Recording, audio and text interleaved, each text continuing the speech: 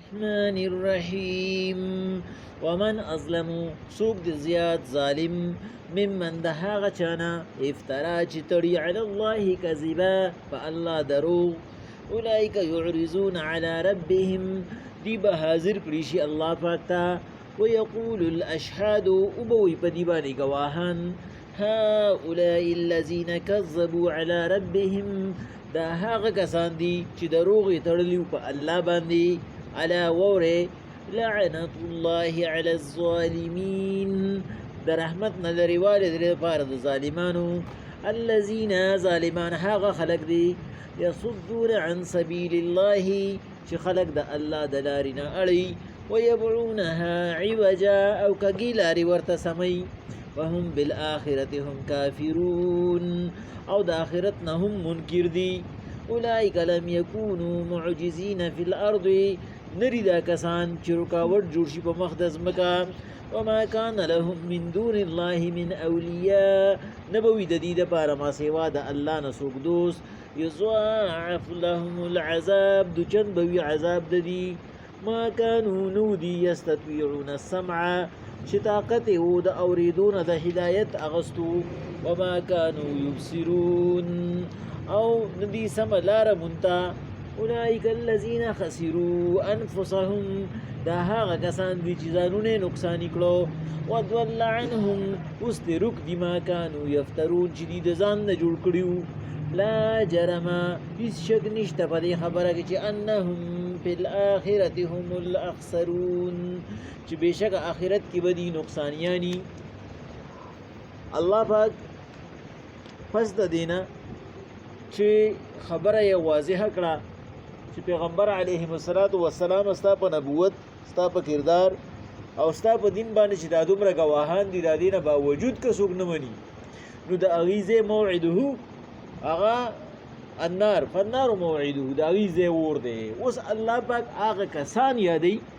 چې کوم کسان هغه د دې خلاف دي او هغه دا خبره نه مني اوس پورې الله پاک د پیغمبر علیه السلام په ذات او په شان کې چې کوم ثبوتونه هغه پیش کړو اوس هغه کسان چې هغه رسوا دي او هغه کسان چې هغه د لپاره دوزخ زیدي الله پاک هغه کسان زوتی تفسیر کبیر کې امام رازی سے او ادریس کاندیلوی سے په معرف القرآن کې وایي چې دا لس قسم خلق الله ذکر کوي او تفسیر ساوی و سرسلور سی واکړي دي هغه وی دا سوار لس قسمه صفات والا او لعنتیان خلق دی چې الله یې ذکر کوي چې دې کسانو ځای چې دی هغه ور دی الله پاک وی ومن ازلم ممن افترى على الله كذبا دا بني کسان دي الله وی لومبي ور د چا ځای دی څوک د زیات ظالم د هغه شان چې په الله دروغ وي هغه ذات چې دی پیدا کړی دی هغه ذات چې دله تربیت کړی دی او هغه ذات چې هغه د ارسنه ثابت دی په هغه دروغ جوړي او دروغ پیسه جوړي اولاد ولا ثابت دی شریک ولا ثابت دی او هغه سره په اختیار کې شریکانان ثابت دی دا اغلم بني خلق دی اولئک يعرضون على ربهم دا هغه دویم صفت والا خلق دی الله په کوئی دی خلکو سره به سجل کو دی به الله ته پیش کړي څوک چې بچا باندې څه قسمه الزام او داوا لري هغه خامخه چې چا باندې داوا کړي نو هغه ته مخامخ دی الله پاک وی دویم نمبر خلق هغه دی چې اولئک یعرضون علی ربهم چې دی به الله ته پیش کړي شي دی به الله ته حاضرول شي دریم نمبر خلق ويقول الاشهاد پدی باندې با دریم نمبر صفت د خلق داري چې پدی باندې به الله گواهان راوړي اوس دا گواهان سودي د مفسرینو په دې کې ګڼې رائے دي لیکن د خپل د ټولو نه مزیدار رائے هغه تفسیر مدارک ده چې هغه وایي په دې باندې گواهان چې دي هغه النبیین والصدیقین والشهداء او دویم د دې خپل لاس خپې د دې پارت سباړي چې الله پاک وایي وتشهد ارجلهم وایدیهم دغه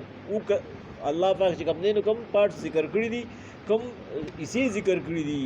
دغه ټول په دې باندې گواهی کوي دغه د چا سره چې د الله د دوزخ وعده را دریم نمبر خلق پکې داري چې الله پاک په دې باندې گواهان راولي هؤلاء الذين كذبوا على ربهم دا هغه کسان دي چې هؤلاء الذين دا هغه کسان دي کذبوا على ربهم چې دی په خپل رب باندې دروغ تړلی وو. دا گواهان په کومو کسانو راوړي چې الله پاک باندې دروغ ویلو او په الله پاک باندې دروغ په څه شکل کې ویلو مونږ وې الله لره اولاد ثابت کړو. په دې کې څلورم نمبر خلک چې دی الله وی الا لعنت الله علی الظالمین دا غي صفت بدای چې الله به د خپل رحمت نه لری کوي دک ظالمان خلک چې کم ظالمان اغي د الله د قانون د بدلولو کوشش کړي دي. الله وی پنځم نمبر خلک بکیداري چې الذين يصدون عن سبيل الله خلک د الله د لارې نه منی کوي چې کم خلق هغه الله طرف ته راتلل غواړي کم خلق هغه د الله دین خپلول غواړي کم خلق د الله د دین سره مینه کوي نو دی هغه ته رخنی اچي قسم طریقو باندې د هغه ذهنونو کې شکوک او شبهات پیدا کوي د خپل مفاد لپاره. الله وی دا به پنځم صفت والا خلق دی چې ردی سره زما وعده دوزخ ده ويبعونها عوجا. شپږم نمبر خلق پکې کم دی چې هغه خلکو ته لار خو کږې لارې وته خي سم لار وته نه خي په کږه باندې روان کړي او هغه کږه لار څه ده هغه د الله پاک د قانون نه خلاف کار دی. لکه هغه چې کوم دینو په ځای د دې چې هغه د دین احکاماتو ته جوړ کی پای کې دین راولي او پای کې د پیغمبر علیه الصلاۃ والسلام په سنت باندې د تلو کوشش وکي دی د هغه خلاف کوشش کوي او دی د شیطان هغه لار خپلې چې په کومه باندې شیطان دوکا کول کوي. یعنی الله پاک وی پیغمبر علیه الصلاۃ والسلام دی انسان ته وایا چې دا شیطان هغه شین خر دی چې د ستاسو د دنیا نه کنه کپڑے ایسته وي دی به ستاسو نه مباسي دیم به پردې کوي دی پتا سو کې بے حیايي خوري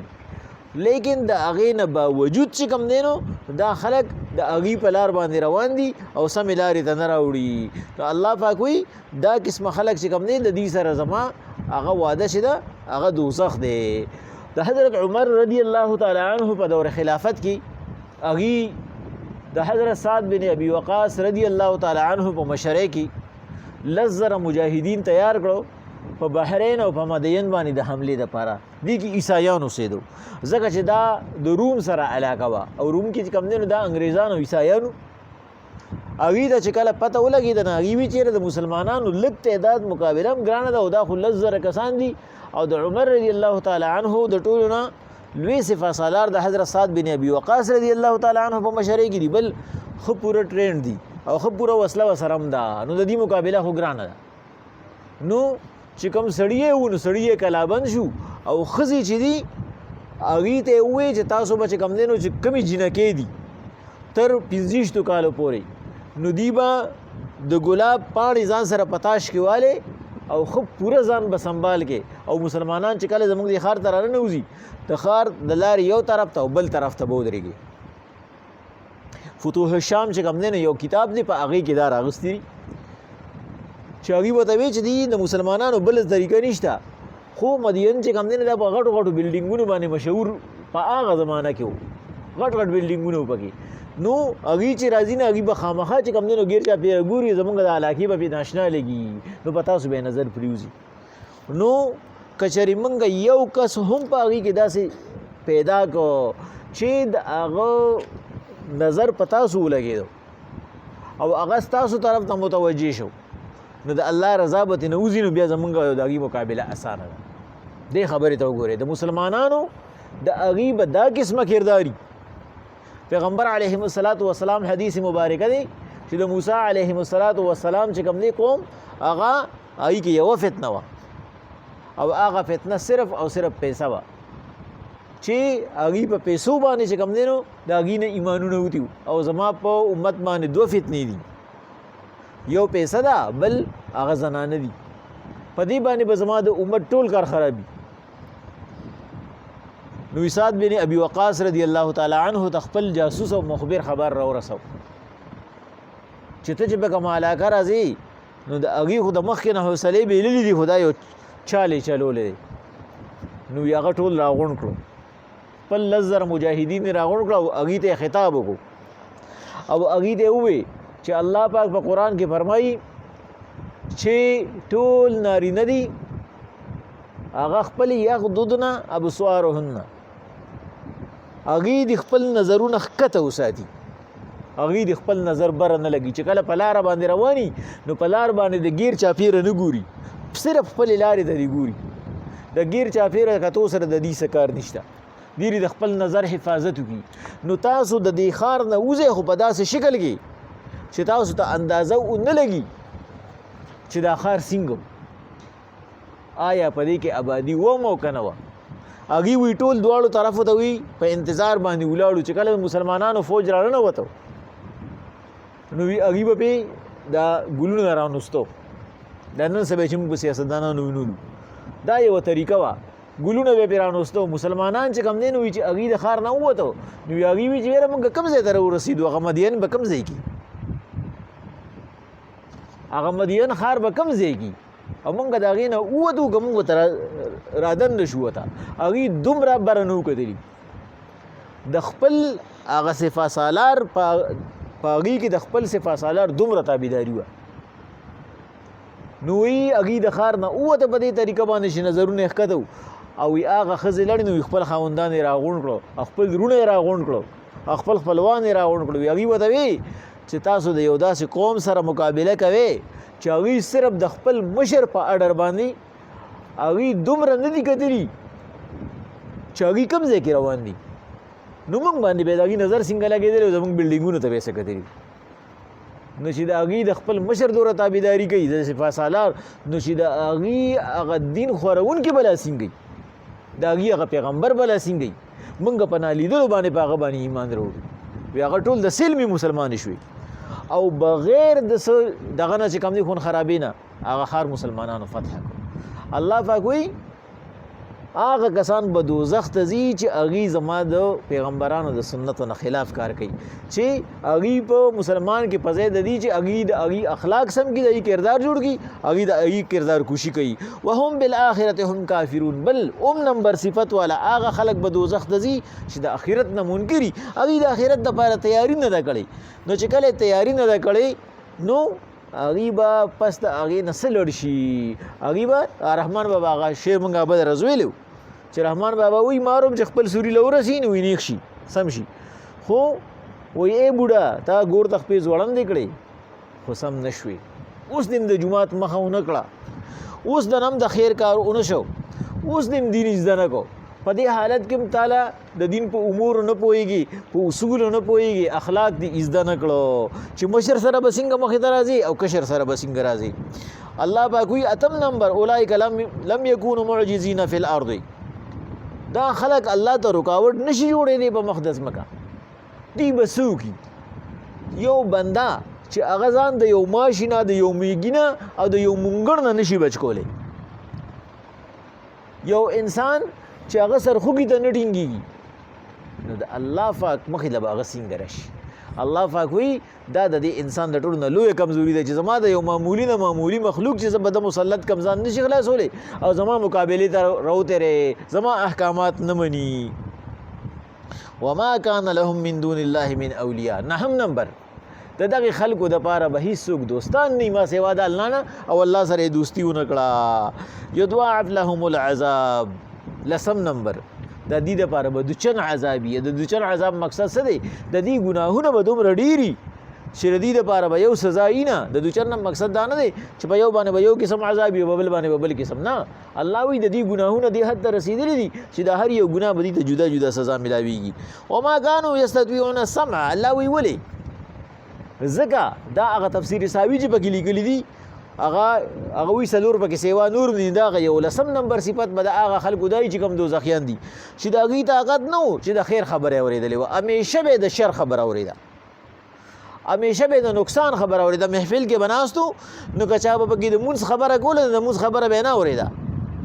خو که چېرته یو کس به پکې د چا چغلي او غیبت وکړه، د چغلي او د غیبت خبره به اورېدلې وه، په ډز باندې به هغه ته رسولې وه. الله وایي د هغوی د خیر د خبرې د اورېدو تاب نه و. وما کانوا یبصرون، او نه هغوی خیر لیده، نه هغوی د نیکۍ لاره لیده، نه هغوی د رهنمایۍ لاره لیده. اولئک الذین خسروا انفسهم، دا 12 نمبر خلق دي. دا هغه خلق دي چې دی خپل ځان نقصانی کو چاله نقصان کو. او 14 نمبر ودول عنهم ما كانوا يفترون د چا د پاره به چې دروغ جوړول د چا د پاره به چې ځان دوزخ ته غورځو د چا د پاره به چې خلکو اخلاق خرابول د چا د پاره به چې چغي سوري والی هغه خلک به تن رکشي چرغه سشو مونږ چې د چا د پاره خپل دین روان کو د چا د پاره نظام روان کو د چا د پاره خپل اخلاق خراب کړو د چا د پاره خپل ایمان غرق کړه هغه کسانو سشو الله وی هغه په خپل باندې بندیوان اولاړي الله وی سوار لسم نمبر خلق لا جرم انهم فی الاخرته هم الاخسرون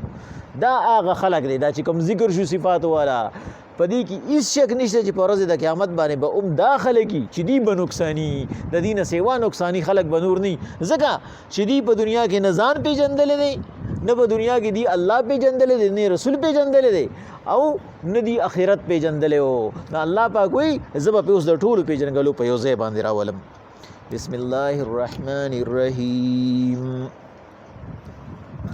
ومن ازلم سوق د زیا ظالم ممن د هغه چانه افترا علی الله کذبا چې الله پاک باندې دروغ تړي اولئک یعرضون علی ربهم دی به پیش کړی شي په خپل رب باندې ويقول الاشهاد ابوي گواهان هؤلاء الذين كذبوا دا هغه کسان دي چې دروغ غنلیو علی چې دروغ ویلیو علی ربهم په خپل رب باندې الا وره لعنت الله علی الظالمین د رحمت نه لري والد د پاره د ظالمانو الذين دا ظالمان هغه خلق دی یصدون عن سبیل الله چې خلق به د سم لارې نه منکول ويبعونها عوجا کګی لارې به وتخولي وهم بالآخرة هم کافرون په آخرت باندې انکاریو. اولئک دا هغه کسان دي لم یکونوا معجزین فی الارض چې الله تبارک وت جوړ نشي په مقدس مکا وما کان لهم من دون الله من اولیاء دا الله نه ما سوای سوک دوستم نشتا یضاعف لهم العذاب د دې لپاره به دوچن عذابی ما کانوا یستطيعون السمع دینو چې طاقت لري وي د اوریدو وما كانوا يبصرون او نه لیدل کول د حق. اولئک الذين خسروا انفسهم دی کسانو خپل ځان نقصانی کو ودول عنهم ما كانوا يفترون خپل مشران تی نرکشو لا جرما پدې خبره کې شک نشته چې انهم فی الاخرته هم الاخسرون چې په آخرت کې به هم دا کسان نقصانی. ومن